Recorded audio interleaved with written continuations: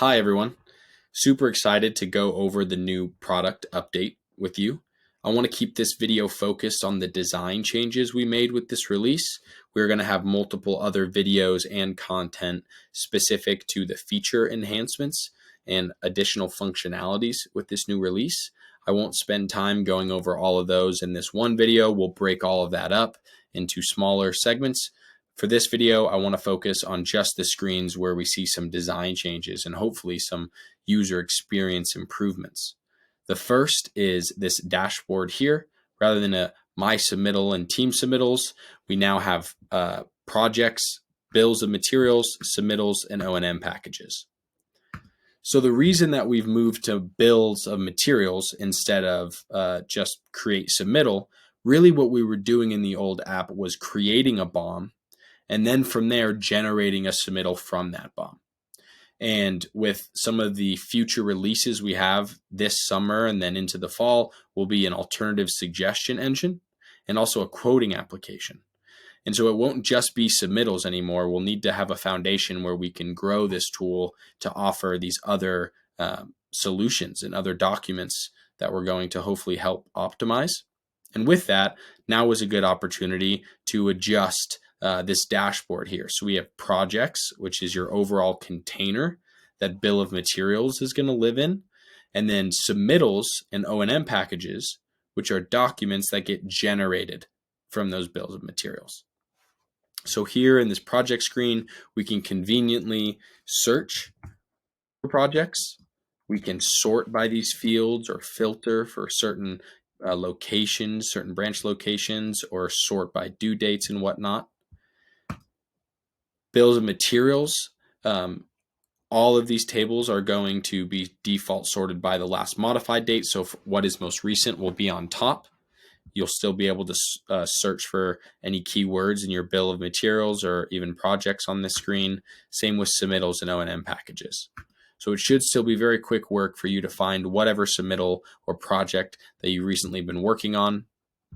You can create the project container initially, entering in the address, maybe uploading a PNG or JPEG of the project logo you might want to use on the cover page, listing your stakeholders and a submittal due date, O&M due date, and then the status of that project. All that for your own benefit, for the visibility of you and your team and to track that project. Or you can just create the BOM. And this is essentially the exact same pop-up you get with creating a submittal. You'll be able to enter a project name anew. You can pick your branch location, name your bill of material, identify your primary customer or secondary customer. Those are optional.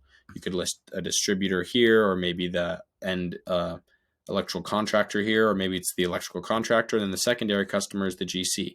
Wherever you're at in the supply chain, you'll be able to enter those two fields if you want to include them on the cover page for the document that you're generating.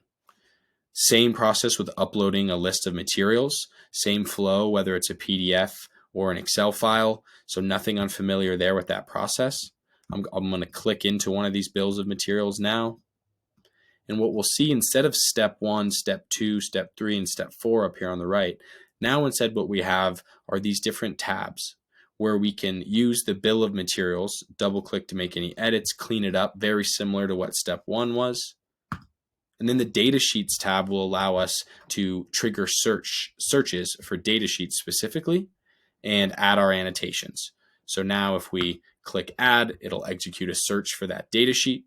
We'll be able to look through our suggestions, select the data sheet that we think is correct. You'll know what the source of that suggestion is, what manufacturer it's from, and if it's been selected by your team. If you want to annotate it, annotation window is consistent and the same as what it was previously. We've also added this additional documents tab where you can add install guides, drawings, warranty information, or additional documents to a particular line item. So for those that had requested of appending an additional PDF to a line item, you can add that in additional documents, or if you have warranties and things like that, you can add those to those line items as well. And whenever you're ready, you can choose to create your document, and you can generate a submittal or an O&M package based on this bill of material that you've assigned documents to in the data sheets tab and the additional documents tab.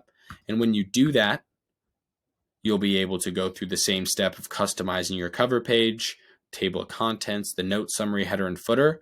And now you'll notice this addition of contents formatting. And what this will allow you to do is, based on the document type, you can choose to have it grouped and repeated or separate and unique. So to explain a bit, let's say that we had 3 line items and 2 of those line items reused the same data sheet and had the same markups. If we wanted those data sheets to be grouped and repeated, we're saying that we want that data sheet to be repeated twice in that package of 3 products.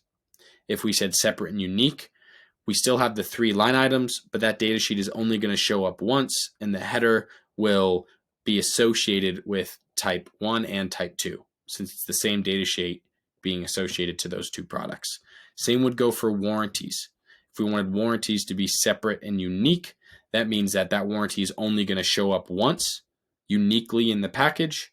If we want it to be grouped and repeated, that means that that warranty is going to show up every time in the package for that particular line item that it was associated to.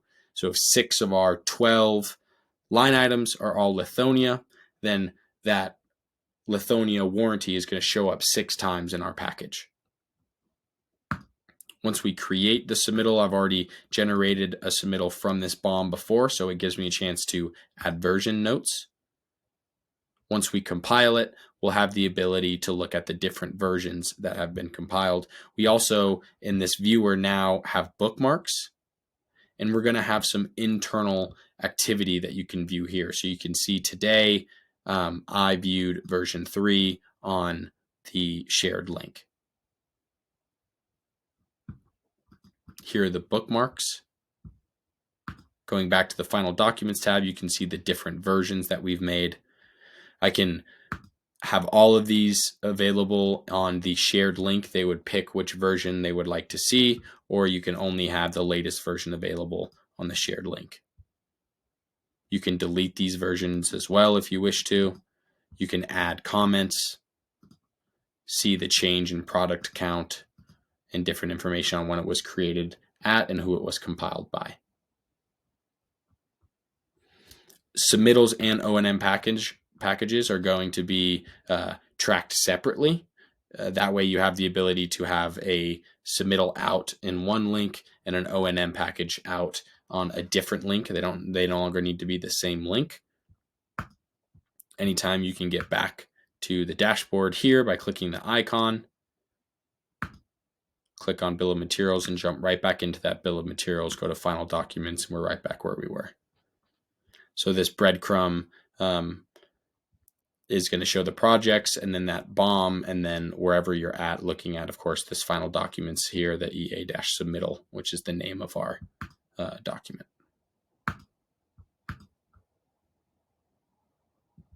And that's everything that I wanted to go over regarding design changes. If you have any questions, please don't hesitate to reach out to us at support@parspec.io or use the in-app chat, and our team will get with you right away. Look forward to hearing everyone's feedback, and thanks for taking the time to watch the video.